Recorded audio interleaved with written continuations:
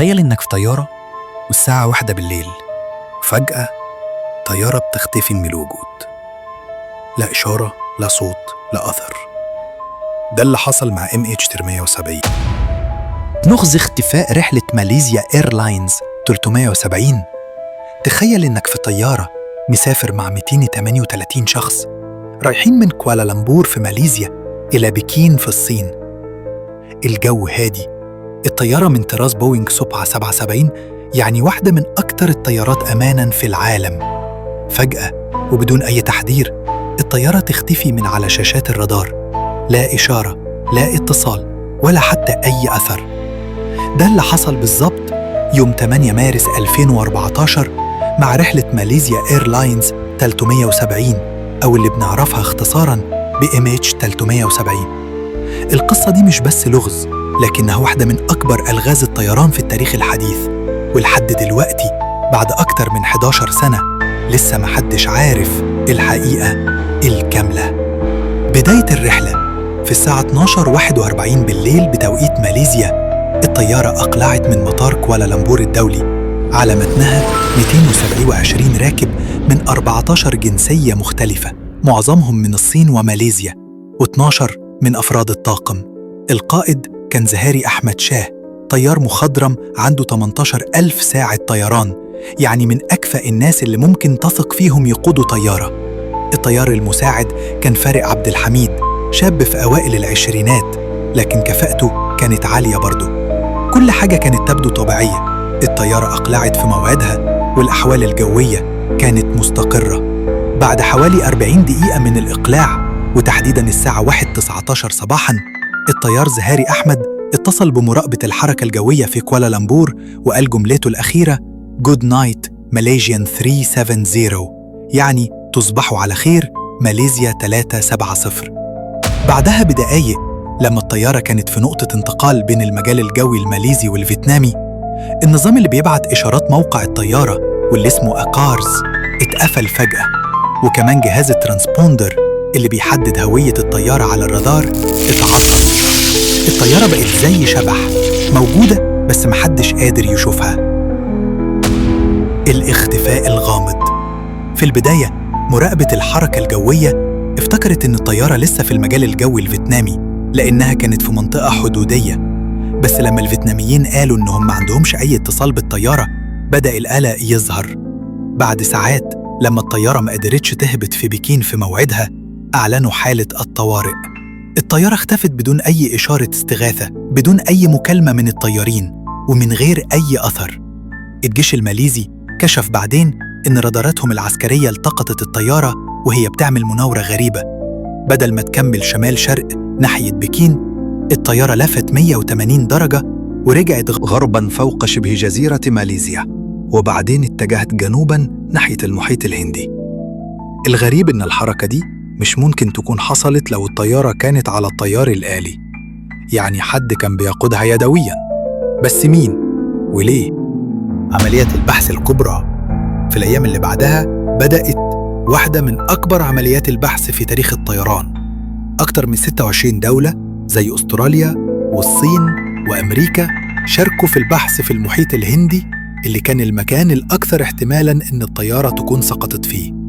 السفن والطيارات والغواصات فتشوا مساحات شاسعة، بس مفيش أي أثر. حتى الأقمار الصناعية بتاعت شركة إمارست اللي كانت بتستقبل إشارات من الطيارة أعطت بيانات غامضة. البيانات دي أكدت إن الطيارة ظلت طايرة لمدة 7 ساعات بعد آخر اتصال، يعني لحد حوالي الساعة 8:11 صباحاً. بس المكان الدقيق محدش يعرف. في يوليو 2015، يعني بعد 1.5 سنة، ظهر أول أثر ملموس. قطعة من جناح الطيارة اسمها فلابرون اتلقت على شاطئ جزيرة ريونيون في المحيط الهندي، على بعد آلاف الكيلومترات من ماليزيا. الرقم التسلسلي على القطعة أكد إنها من MH370. بعدها لقوا قطعة أخرى في سواحل تنزانيا وموزمبيق، بس مفيش حاجة أكدت مكان الحطام الرئيسي. حتى الصندوق الأسود اللي بيقدر يحل اللغز ما تلاقاش. النظريات والتساؤلات. القصة دي خلت العالم كله يتساءل، إيه اللي حصل؟ في نظريات كتير بس محدش عنده إجابة قاطعة. في ناس قالوا إن الطيار زهاري أحمد كان عنده مشاكل نفسية، وإنه ممكن يكون قاصد يسقط الطيارة في المحيط كعمل انتحاري.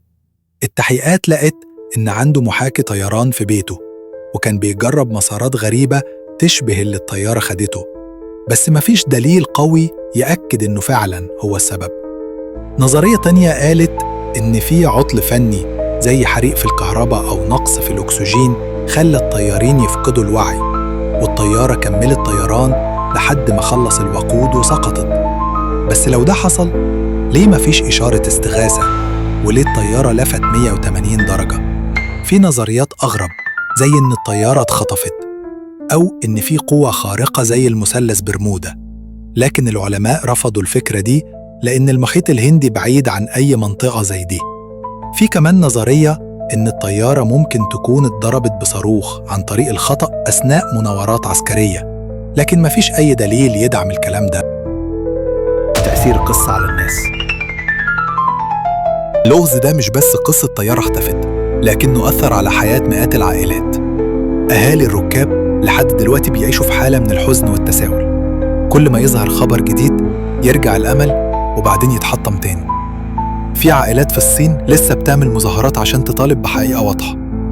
الحكومة الماليزية واجهت انتقادات كتير عشان طريقة تعاملها مع الموضوع، خصوصاً إنها أخفت معلومات في البداية.